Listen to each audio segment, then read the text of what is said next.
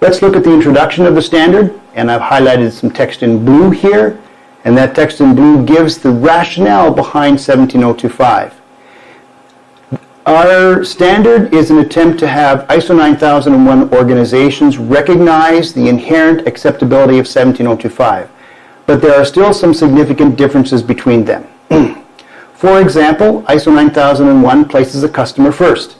Interpretations of 17025 will always place the customer third, right behind the requirements of the science and the requirements to follow the law. Otherwise, if that were not the case, regulatory authorities would not have as much confidence in 17025 as they do now.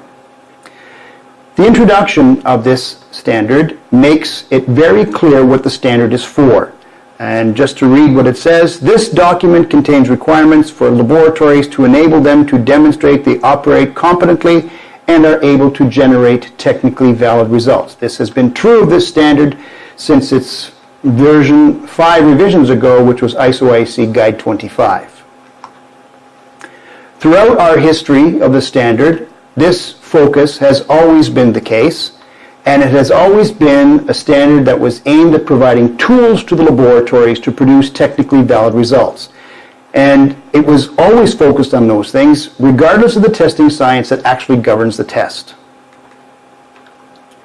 All of the changes of our standard to this point have added support systems to help laboratories do that. But our standard is a QA/QC standard. It has some quality system tools in it to support the QA/QC effort. It is not a sector-specific application of ISO 9000. Proof of enhanced quality? Look at this slide. There are close to 20, if not more, years of experience that prove that 17025 conformant laboratories produce better quality results, more consistency, smaller uncertainties. The proof is on the website of one of our ILAC signatories.